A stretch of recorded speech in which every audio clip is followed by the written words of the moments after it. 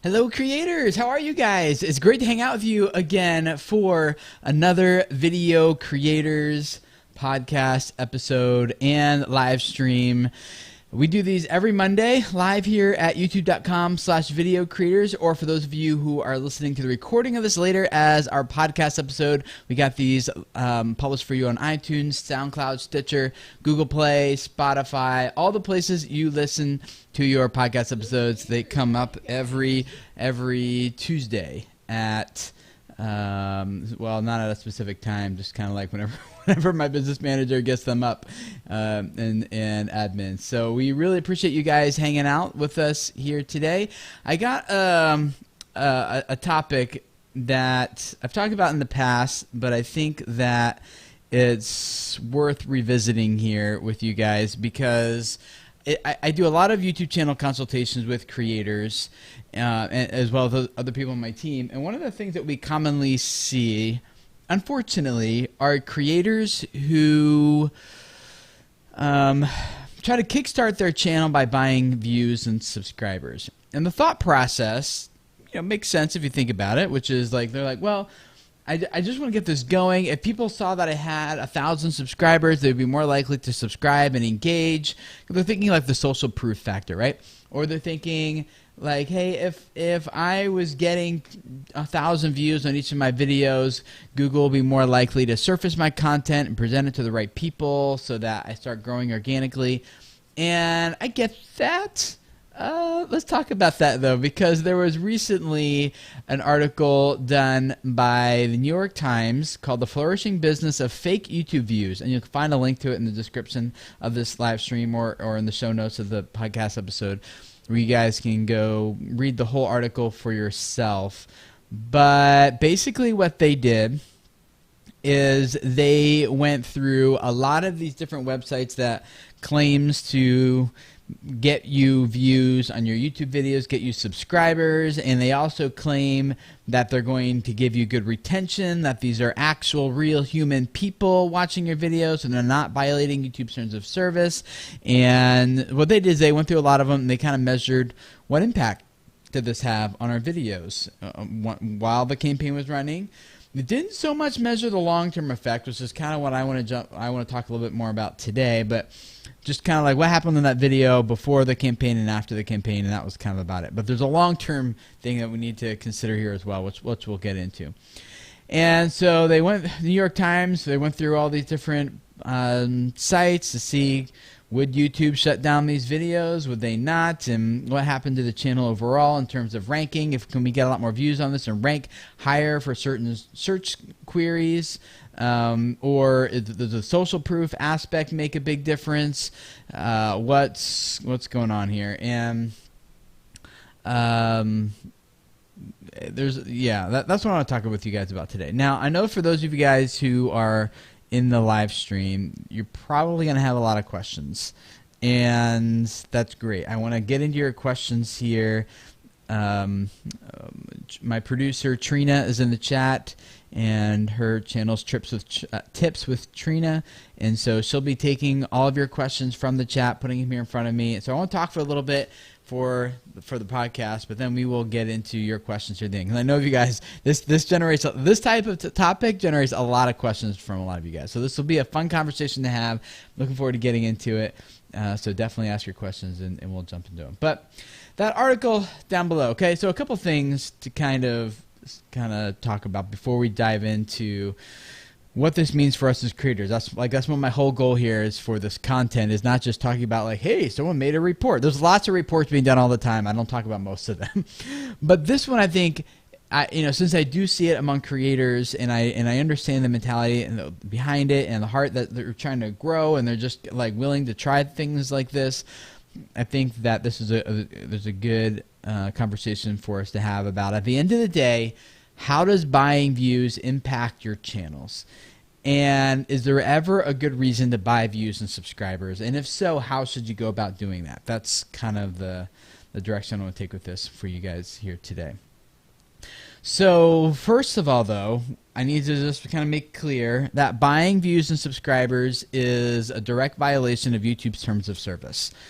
you can have your channel, your videos, but definitely your videos. If it continues, your whole channel could be terminated for buying views, and that is from any source outside of YouTube's own ad system, which is now called Google Ads.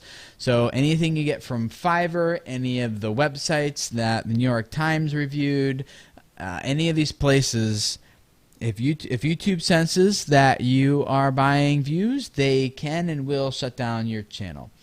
I've seen it happen many times. There's just really no recovery from that. And the reason is that views on YouTube is the currency through which people evaluate the success of a video, the popularity of some content.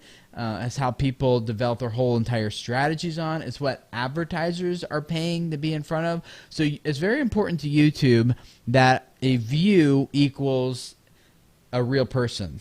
That one view is an engaged playback from an individual, not some of these creative things that these other websites do to kind of boost views, which is like a pop under, that happens on some of these websites. The video will be embedded and automatically start playing back underneath a different website where the person on the website doesn't see it, but unbeknownst to them, they are counted as a real person view and an embedded pop under. That is not allowed, right? They will do a lot of other tricky things with bots and IP addresses and behaviors these bots do on the site to try to trick YouTube that this is a real person on the site that kind of behaves like one. And YouTube, thankfully, is getting smarter and smarter and smarter about detecting that type of activity from bots versus humans. But obviously, according to the New York Times report, they still have some improvement to do, and so it's just very important for the overall YouTube online video ecosystem that a view equals an engaged playback from an actual person, and that's important. So some of these systems these businesses other people have created violate that and kind of mess up this ecosystem for all of us in some ways. Now, maybe you noticed that about once a quarter-ish, it's not like on a set rhythm. It just kind of, when you see it, you're like, oh yeah, it's been a while since that's happened. It's about time. Your channel will just all of a sudden lose a ton of views and subscribers, just overnight, literally overnight. And you're like, what happened? And if you're new to the YouTube world, you start freaking out, but it's normal. It happens, like I said, approximately once a quarter. There's not a set frequency, but where YouTube will go in and they will just audit all the views, all the subscribers, and they'll remove a lot of the bot things, subscribers that they think are bot subscribers, views that they think are bot views. And I know some people get a little bit upset. You're like, hey, my views were a lot higher. And Google's like, those weren't views. Those were robots, right? And so that happens. And it's kind of one of those things you just grow to expect. But it's not just happening to you. It's happening equally to everyone, all channels on YouTube. So it's not like your channel's been penalized or anything like that. So a real case scenario of a client of mine who bought views prior to me working with them, and this has happened several times, but this is an extreme case that I think makes the point. There's an author, published a book, and he wanted to have the most viral book trailer of all time. And so he went out to one of these sites and bought himself a couple million views that came around the content very, very quickly within a few days. When well, not him personally, but someone from his team came to me and said, hey, we want to work with you. I looked at that video and I'm like, oh, I can't work with you. And they're like, why not? I'm like, because this video won't be on YouTube for much longer for us to work on. Well, what do you mean, Tim? Like, why is this video going to go away? It's like, I can tell that you just paid for a couple million views on this video. And they're like, you can tell that? How do you know that? And I was like, well, couple dead giveaways here. Number one, your channel only has like less than 100 subscribers. And so I know this views didn't come from them. I'm looking at the comments. There's some engagement here, but the engagement looks like spam comments. Like Does this look like like these comments have very little to do with the actual content that they're watching. And there are some likes and dislikes here, but proportionate to the number of views this has, this got like a couple million views on it with very little engagement, and none of the other signals that I see here are kind of aligning with this. And like, okay, yeah, so we bought a million views because we heard that to get the video just some traction for people to start talking about it, we need to have a couple million views on it. And it worked, guys. I didn't work with the client because I told them the video would not last on YouTube long. And that was true. The video was taken down after about a week. For violating YouTube's terms of service. But in the meantime, that video got featured in a lot of places as the most viral book trailer of all time. Now, viral, in the case of viral actually refers to shareability. Like a video that gets a lot of views isn't viral. That just, you can get a ton of views just from suggested videos and search and things. That doesn't make it viral. It's viral in the sense that it got a lot of shares. And when I searched Twitter for that YouTube URL to see how many people are actually sharing it, there was zero results. So I knew this video was not viral. But at that time, this was several years ago now, like 6 years ago. At that time, people weren't quite as savvy, and a lot of big publications picked it up and promoted it, and he got into a lot of shows. And for him, it unfortunately kind of accomplished his goals. He got what he wanted. A week later, that video was taken down, and all the embeds, all these publications have made, those are the types of stories that make them feel like less likely that they're going to work with another book publisher whose video is going viral now, right? Because now all of them feel stupid because they were told this video was going viral. They saw it had 2 million views on it, and then a few days later they found out that they had just given this person all this promotion around a pitch that ended up being a lie, right? So don't do that. Don't do that. Okay, I don't need to say anything more about that. Okay. Now, there are other creators though who are doing this to try to build a social proof, trying to get some exposure and discovery. And I do want to talk a little bit about these paid views from these sites, specifically that New York Times is talking about. But let me kind of state this principle up front first, which is, I believe that what you do to get viewers and subscribers is what you have to keep doing in order to keep viewers and subscribers. Okay, so let's put this in like a different context. This would be a little corny, I suppose. But let's say you have, I'm going to make this up off the top of my head, kind of, a party. Let's say you have a party, and you want all these people to come to your party, and you throw a party, and like, 1 or 2 people show up. You're like, this isn't really a party. This is more like a hangout. So the next time you say, hey, guys, I'm going to throw a party, but now I am going to do Xbox giveaways, and I'm going to do I don't know, movie ticket giveaways and Amazon gift card giveaways, right? And all you have to do is show up at my party and stay here for longer than, I don't know, an hour. And then you'll be eligible for that. Okay, now you're going to get a lot more people at your party. So it succeeded in one sense, but once that giveaway is over, all those people, they weren't there for the party, they were there for the giveaway. And now your channel/party is going to suffer because you had to just keep doing giveaways because they didn't come for you. Now, you might see a little bit of traction, right? There might be someone who's like, oh yeah, I came for the Amazon gift card, but oh wait, I kind of do like this channel. And they might hang around. That's a very small percentage of people. And so I'm not really necessarily dogging on the giveaway model right now as much as I'm giving the example that what you do to get subscribers is what you have to do to keep doing to keep subscribers. That's why I think it is far better for all of us as creators to instead focus on how do I deliver good value, how do I provide that value consistently to a specific audience that wants that value, and they'll keep coming back for that value. Like if you can get people to come back for the content, for the videos, that's when you're going to have an engaged viewer. That's when you're going to get the watch time you need. That's when you're going to start getting the engagement and everything that starts promoting and growing your channel across YouTube's search and discovery systems. That's what you need. That's the long, hard path to take to a more sustainable channel that will actually, if you're a business, for example, that will actually convert viewers into customers for you. Or if you're not a business channel, that will convert passionate viewers into subscribers and to making brand deals more valuable for you because they're actually converting for the brand that you're working with and things like that. So that's the long, hard way to do it. And the other red flag for you guys should be that if you're working with a company that's willing to grow their own business around selling something that violates another company's terms of service, what does that indicate about the company you're doing business with? Like, it seems to me like we don't really care about what impact we have on someone else's business as long as we get some cash. That's what it feels like to me. And they'll make a lot of really big claims. They'll claim that these views were delivered by real people, and the views will have different retention rates, as the New York Times Post article will reveal. But at the end of the day,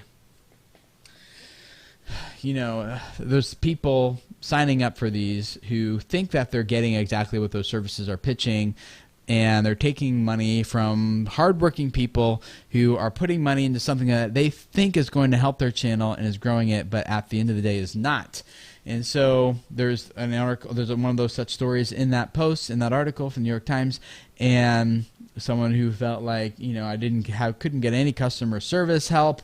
Nothing was really happening on my channel the way that they said it would happen, and I couldn't get any responses from anybody there. And I was like, I feel bad for the person, right? But kind of like maybe creators like us was like, you know, shocker, you're doing business with someone who's trying to violate someone else's business in a sense, right? So we're not working with super ethical people here who are like all about the being totally on the up and up. Now, so let's talk about the impact this does have on your channel, and I've talked about a few examples here. But from the channels that my team, that myself and the other YouTube strategists who are on my team, we're working with dozens of creators in one-on-one calls every week, and it's not uncommon for us to hear this story of people who went to one of these places and bought views, and then they come to us thinking, you know, wondering why this isn't working. And I want to talk about that a little bit, about what the potential that the implications this has if you do this on your channel, and then talk about some of the reasons about when it is a good idea to buy views and subscribers and how you should go about doing that in a way, which is a much more complicated conversation than you probably realize, but we'll tease it a little bit here. So when I sit down to do these sessions, I can spot pretty easily, you know, if someone is purchasing views or not, based on some of the metrics that we've already talked about in terms of, you know, there's high view counts, low engagement, low commenting, low likes, low subscribers, low everything else. The only thing that's high is view numbers. And if they do use one of the services that promises engagement as well, the engagement is just really weak. It just looks like you ever been on a WordPress website that hasn't been maintained for a few years, and the comments on all the posts are just littered with spam that like looks like there was a robot kind of picking up on some keywords that made something that looked like it could be a comment, but you read it as a person and you're like, that's spam. That's kind of like, you know, what I feel. You can kind of pick it up, and this isn't. If someone's using just like Google AdWords though, or Google Ads now, the same thing's true. Maybe not on the engagement level, but on the view level and on the likes and dislikes kind of ratios. You can just kind of tell pretty quickly. And for the most part, one of the first things in fact, I can't think of a time this hasn't been the case, where if the creator is still actively running campaigns, whether through Google Ads or otherwise, I tell them to stop. And the reason is that a lot of creators make this assumption that my content is awesome and the only thing it needs is exposure. And if I can just do something to give this content more exposure, then my channel, people are going to discover how amazing my content is, and my channel is just going to blow up. And I have never seen that be the case. I'm trying to think. I think there may be, in 12 plus years of me doing this professionally, I think there may have been one scenario where I did a consultation and I was like, yeah, this channel, everything I can look at, it looks really good. But I still didn't recommend that they do paid promotion. I recommended they did collaborations at that point. Because if you're going to put money into something, like to promote your channel, I think it's far more advantageous to do something that allows you to build relationships with another creator who has the same potential target audience that you're going after, and find ways to work with that creator where you get someone else's voice. You get them to lend their credibility and their voice to promoting what you're doing to their audience. That, in my opinion, that's a much bigger shot in the arm, far more value. We're getting actual engaged viewers, engaged subscribers, not people, going back to my principle of what you do to get subscribers, what you have to do to keep them. Through through the paid promotion stuff, like you can get views and subscribers even through Google Ads, but it's like the type of subscriber that will see an ad and just passively like, oh yeah, sure, and subscribe. I haven't seen those types of campaigns produce a lot of really super engaged fans in the long term. In fact, what I see is even people who use Google Ads to grow their channels, yes, it'll work for a little while, but when you stop the ad campaign, you'll see some of the highest unsubscribe rates in your life. And people are like, what's going on? It's like, well, you didn't actually get an engaged person, you just kind of got a passive person. So and again, there is a time to do this, and I'm not saying that you should never do this, but typically the way most people do it is just not advantageous. So if you're gonna put money into it, do a collaboration instead. Fly out to someone, put the time into like creating some great content for that person and their audience, or whatever you need to do to reach out and build that relationship.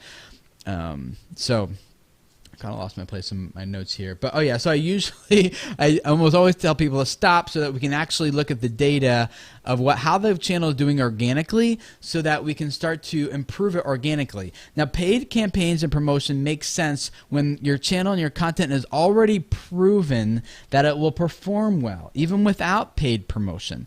Because Google systems, contrary to a lot of people's feelings, is that Google systems, their search and discovery systems, are designed to surface content people want to see to the right person at the right time. The right video to the right person at the right time. And so they want to promote content that people are engaging with. They want to. So you have to create content that people start responding well to. And once people start responding well to it, then Google's going to want to promote that and surface that content. Then when you start putting exposure on that content through a paid campaign, it will perform so much better for you and converting views into subscribers, because that content's already proven to deliver the value that you want to deliver to your target audience, and those people respond well to it and they subscribe for the value. That's the point you want to get to. But so I usually tell them to stop promoting, and let's just see what this channel is doing organically. Now, a couple things happen when these channels stop promoting their content, even through Google Ads, is that the channel will, obviously take a really big hit, view and subscriber-wise. The stats are just going to tank. And one, because you're not promoting it as much as you were before, but two, there just seems to be something about that whole, and I have some theories, but none that I'll talk about publicly because I'm not confident enough about it. I just think the views will just tank. We'll just leave it at that. And that seems scary, and that feels like you're taking a step backwards. But it's important so we can kind of start getting some better data here. And but don't worry, it doesn't tank forever. It just kind of takes a step backwards for, I would say, about and by tanking, I mean the organic views are all going to go down too. But after about, I've seen, from my experience, it's been about a month, a maximum of 2 months, your organic traffic will start to come back over time. So. But then we can start having some good data to look at and evaluate how do we work on improving the value we're trying to deliver, and not just the exposure we're trying to get. And so we'll start by doing that, and then we can start evaluating our content and start taking steps forward to actually growing this organically. And then the AdWords ads, in my opinion, are suited best for getting a specific type of person off of YouTube and onto a landing page of some kind, making a transaction. That product, in my opinion, is not ideally suited for getting someone to view and subscribe to a video. You can certainly do that, and there's better ways than others to do it, but I think that system is ideally designed for a different goal. So I guess that's another conversation, another tangent I could get off on too. So, if you are in this position, stop paying for ads and look at what you need to do to grow the channel organically. And then once that starts happening, then you can start putting ads. I would only do the discovery ads, which is when your video is at the top of the suggested videos against other content that you want to target or other viewers that you want to target. And I would not do the pre-roll stuff, the interruption type things. Like, get someone to click on your title and your thumbnail, because that title and thumbnail teases a value to them that they want to consume. Get them into that video and get them watching. That's, in my opinion, the best way to use Google Ads to grow the subscriber, to grow the exposure for your channel.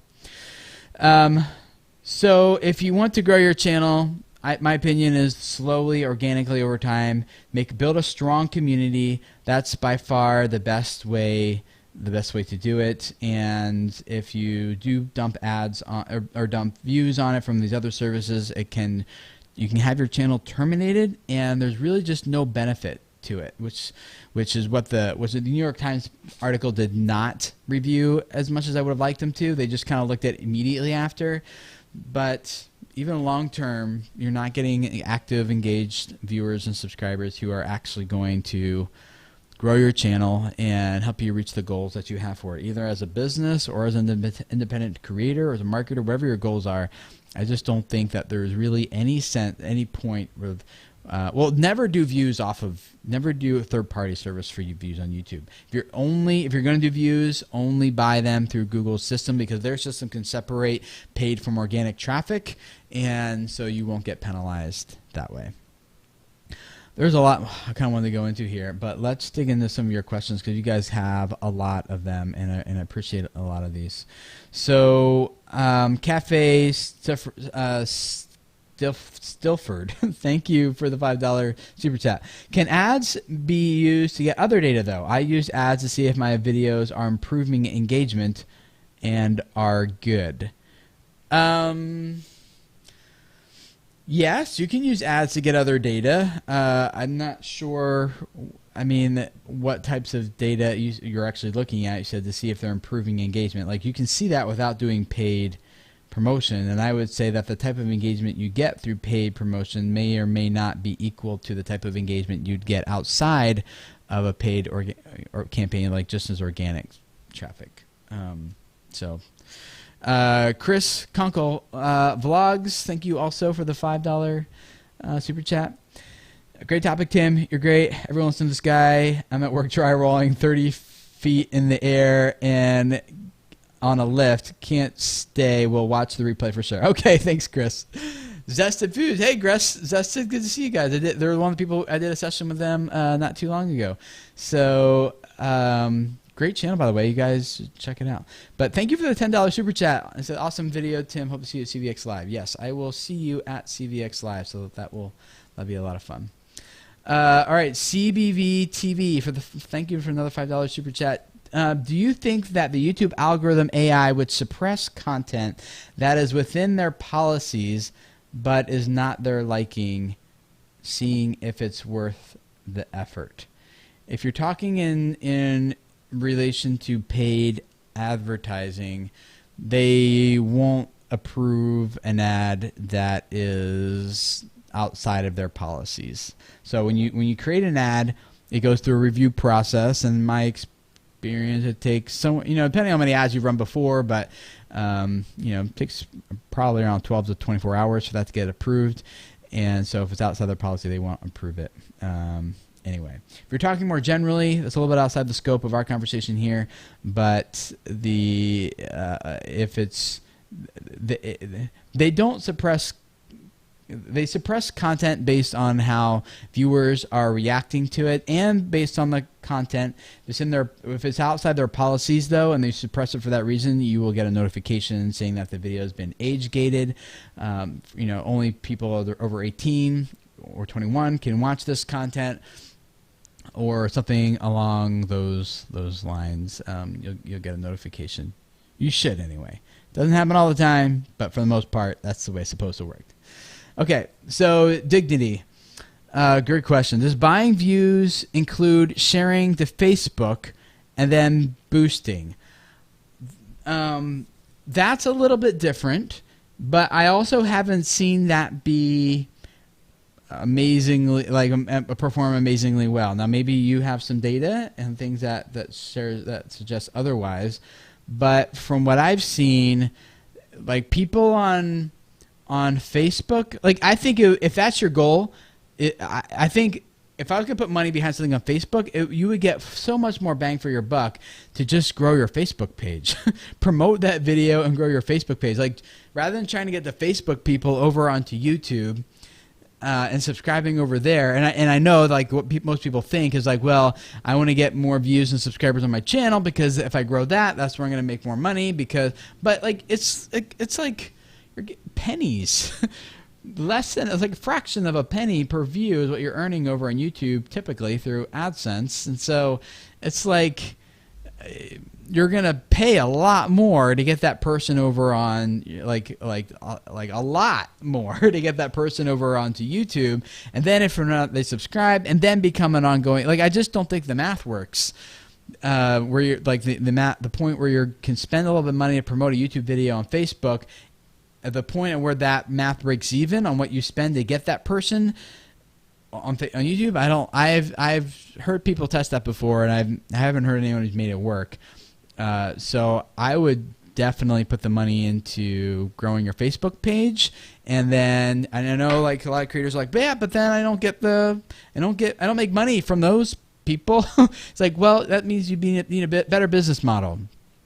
You should have something that, like, a business model that doesn't care whether you're getting views from YouTube, from Facebook, from Instagram, from Twitch, or whatever, Twitter. Like, as long as you're getting eyeballs on your content, and then you convert them into something for your own sale, or even if you're doing sponsorships, like, you can tell the sponsor, I get X number of views and engagement over on Facebook and X number on Instagram. Like, just add it as another platform you're going to sell. So I would, if that were me, I would not be trying to get Facebook people to YouTube. Instead, I'd be trying to grow the Facebook page instead and doing it that way. Okay, Staff Cafe still for follow-up. Another also said, not looking for growth, and my channel is too small to get accurate average data. One viewer can skew numbers at this size. That's what I mean. Yeah, it's hard when you're in the beginning. I think you're going to get different types. The data you're going to get from paid viewers is different than the data you're going to get from organic viewers. They just engage differently. So I would still not do it in that case, unless there's some, like, just super important data. There could be a special case scenario, but none are coming to mind for me, unless you're going to tell me something like, hey, damn, I need the specific data in order to make better videos, and so I just need more numbers to get that video. And you're right, when you're small, one viewer who watches 100% and one viewer who watches for 5%, your average view now is going to be right there, like 50% or something, right? But it's just kind of the way it is. And so when you're first starting off, focus on just, like, the best way you know how, and learning from best practices from channels like mine and others. Like, how can you best deliver value, and focus on that, and just work on the audience retention graphs and the things that you do have. Yeah, there might be another scenario for that, but that's kind of what I'm thinking. Chase and Cool Adventures. Hey, Ralph, thanks for the $10 super chat. Hey, Tim, just saying hello. Good luck with Video Labs Live. Big thanks to you, Trina, Catherine, and all for your support. Yeah, you're welcome, Ralph. Ralph has gone through Video Labs and is working with my team now to grow his channel, reach some of his goals that he's working on. And so he is doing it the slow and steady way, the most sustainable way that makes this into something that's not just a volatile channel that grows and tanks in the future, which is also not what we want to see, and that happens to a lot of people as well. Okay, and we got another super chat from Madness with Automobiles. It's a little off topic, but, you know, let's try to keep them on topic. And asking a certain retention is good, and it just really depends on the video, the audience, your content. So I just would say whatever your retention is, just don't be satisfied with that. If your retention is 4 minutes and 29 seconds, what do you need to do to get to 5 minutes? If it's at 5 minutes, what do you need to do to get to 5 minutes and 10 seconds, right? Like, just always be competing yourself and not not like saying, hey, yes, you're doing good. You may now comfortably relax and put your channel on autopilot. Doesn't ever work like that. The Toy Quest question asked, or Toy Quest question, okay, so that's not the channel name, as to how would views from Google AdWords affect your channel? Yeah, it's more about the type of viewer that you're getting, which we talked about, and the type of people who engage with those. It's just different data. So I'm not against it, but I do think it's better to get the channel growing organically first. Willie Holland. So they said on Social Blade, a channel gained 2,000 subscribers from 800 and somehow lost views that same day. Did they buy? Potentially, I don't know. I'd have to look into it. You know, if they bought views on the same day that a lot of other channels, like everyone kind of lost views and subscribers when YouTube went through and did their audit. Maybe that was just a coincidence that they did it on the same day or something. I don't know. I'd have to look at it, but potentially that's you know, that's that could be happening, or it could just be part of their normal churn. They gain 2,000, lose 800. You know, that could be it too. I don't know. I'd have to look at the channel. Okay, so Rob Gilson asked, so channels should be looking for views, not subs, and that depends on your goals for what you're looking for here. I mean, if you're trying to go after ad revenue, yes, people, you know, people pay for eyeballs, and they don't pay for the number of subscribers you have on your channel. If you are, I personally have kind of focused a little bit more on, not on views, but kind of getting someone to watch another video as opposed to getting them to subscribe. Because I know if I can get someone to watch a few videos of mine in a row, YouTube will start suggesting my content, but usually anyway, potentially, against other content they're watching on YouTube, even if it's not my content. And so I would rather kind of follow them around the internet and show up on their homepage, follow them around YouTube, I mean, show up on the homepage of YouTube for them. If I can get them to maybe watch 2, 3, 4 of my videos in a row, they'll hopefully just subscribe. I think that's becoming a thing more and more people are familiar with. But I still will pitch it. I'll just be like, hey, subscribe in this video, and I'll see you guys over in this next one at the end of the video, and just kind of getting people into a longer viewing session. I feel like that's been providing a little bit more value. Lily Tree asks, how does YouTube know that you're doing that? Could they make a mistake? I assume you're talking about fake views, you know, accidentally removing your views from fake views, you know, when they're wrong. And I'm sure they do make mistakes, but that was my point earlier, is that they do it to everyone equally across the board. So it's kind of still a level playing field for everyone who's involved. A lot of good questions you guys have here, and it's impossible for me to answer all of these. On Song International asks, how about normal ads such as Google or Facebook or Instagram? Totally fine.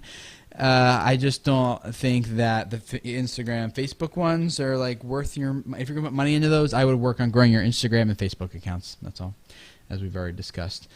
A lot of good questions here that you guys have in terms of ad campaigns. If you are in doubt, I would just say stop the ad campaigns and focus on delivering value. Grow the channel organically, and the other things like social proof that you're trying to go after. I mean, I think there might have been a time when that would be true, but I think people are becoming more and more savvy. And you know, like, for how many channels on YouTube have millions of subscribers that you don't subscribe to? A lot, right? There's new channels getting millions of subscribers every day, and so I don't know that we subscribe to a channel now just because it has 1 million subscribers. And I also don't think that we don't subscribe to a channel just because it only has 10 subscribers. I have certainly subscribed to channels with fewer than 100 subscribers before, because I saw some videos and I like, whoa, this is really good content. Let me give you 2 examples. For example, a guy named his channel is called Story Greenlight, Jeff Bartsch. Okay, he is delivering amazing value through his channel by helping video creators, YouTube creators such as of ourselves, know how to edit and tell a good story through our content. and he has a lot of good experience and background in that. He edits a lot of unscripted television, including American Ninja Warrior and Super Nanny, and I think I saw America's Next Top Model, and a lot of different shows. And so he's showing like how do you, not the mechanics of how you use Premiere Pro, but how do you cut and edit together a good story with the photos that you have. And it was really valuable. You're just getting started. I was like, well, this is cool. I shared his content. But his, to my knowledge, and I'm pretty confident I can say this, that, and if you're in the chat here, oh yeah, a lot of you guys are saying you love his channel too, right? You guys are finding his channel maybe because I shared it and stuff, but it wasn't because he, his channel isn't growing. I think he's got over 2,500 subscribers now. He's growing, within the past few months. He didn't get that because he put a lot of money on his channel. He's growing at that rate because he's delivering really good, solid value to a specific audience of people who are really resonating. And a lot of you guys here in the chat are saying, oh, I love Story Greenlight. I love Jeff's channel. It's awesome. It's really good, right? And you're saying that because you subscribe to that channel because the value is there, not because it already has 10,000 subscribers. Same with another channel that I've been following recently that maybe some of you guys have been heard of, Connor Wanner from his movement around No Small Creator. Just started at the beginning of this year, already has around 40-some thousand subscribers, I think, if I'm not correctly. And it's because he's providing really good value to a specific audience. And he actually, come to think of it, I have not seen any paid stuff from him. It seems like he is hustling harder than most creators. Like, he's hustling harder so far in the first several months of this year, or so far this year, than I've seen most creators do over the course of their lifetime on their channel. So he's working really hard. He's traveling all over the place, doing collaborations with tons of people, batching his collaborations with all over the place, and just growing his channel, putting together a really tight community on Facebook called No Small Creator. And so here's another person growing just fine without ads, because he's focusing on the quality of the value that he is presenting. Yeah, a lot of you guys in the chat know about him as well. So, guys, I think that like what those guys are doing is the way to do it, and I do think that there are room for paid promotion, but only under kind of like small circumstances. I should say specific circumstances, and for unique different types of goals. But get the content growing organically, then come back and do the paid stuff if it makes necessary. If after you've maxed out all the other options. Now, really good question from the Mad Wasp, YGO, said, is it possible for someone to send fake views to your account, and if so, could that get you or them in trouble? Yes. That is a really bad thing to do. If someone does that to your channel, to your account, that could get you in trouble. Now, I haven't seen this happen too many times, because that means that the person must hate you so much that they're willing to spend a lot of money to get that to happen. And I have seen that instance happen once. Like legitimately once. So there's a lot of people theorize whenever something goes wrong on the channel that someone must be doing that because they hate them, but I don't think that's typically the case. Typically it's like the case I'm talking about is there was two feuding businesses, and the one business was just a black hat, bare knuckles, just going all in against anyone who was a competitor against them in some really nasty ways, not just the client I was working with. And so I do think that was happening in that scenario. But in that case, if you suspect it, as soon as you suspect it and something weird happens on your channel where you see a lot of like, whoa, there's a lot of like, those look like fake views, there's a lot of views coming in on this, and I'm looking at traffic sources, it's not coming from suggested, it's all coming from like direct traffic, and I can't really see what's going on, this doesn't really make sense, there's not much engagement happening. You start seeing like little flags like that, just reach out to YouTube support and ask them to look into what's happening. And if you say, I think someone might be sending fake views to my account, can you look into this?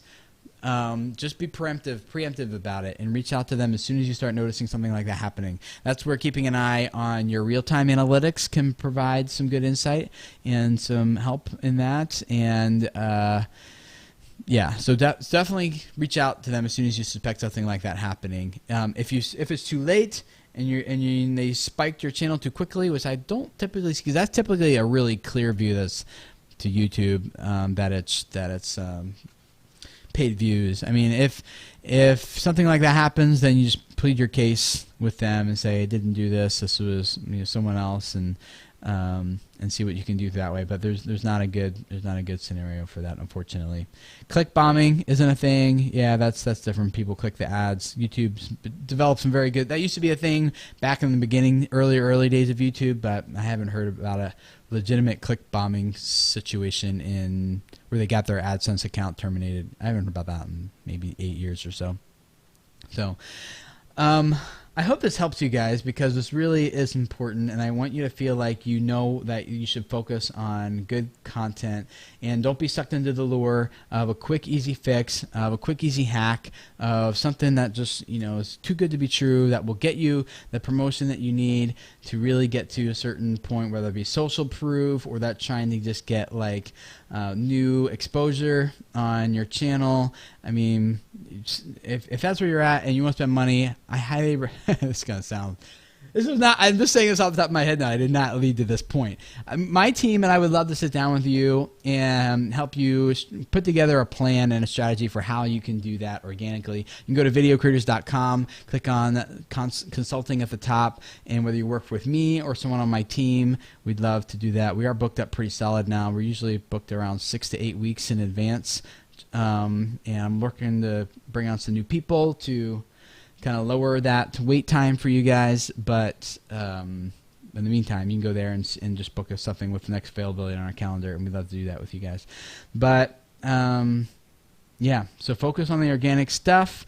And looking over my points, I think I made all of them. So looking forward to seeing you guys grow by not violating YouTube's terms of service, by making your channel as sustainable as possible, in the long term, in the long way, the best way, so that you actually can reach people and change their lives, and not taking the shortcuts that ultimately don't really lead to where you want to go. So if you guys are your first time here, we'd love to have you subscribe. New live streams at 2 p.m. Eastern Time every Monday here at youtube.com/videocreators, or if you're listening to the recording of this, new podcast episodes for you guys on iTunes, SoundCloud, Stitcher, Google Play, Spotify every Tuesday.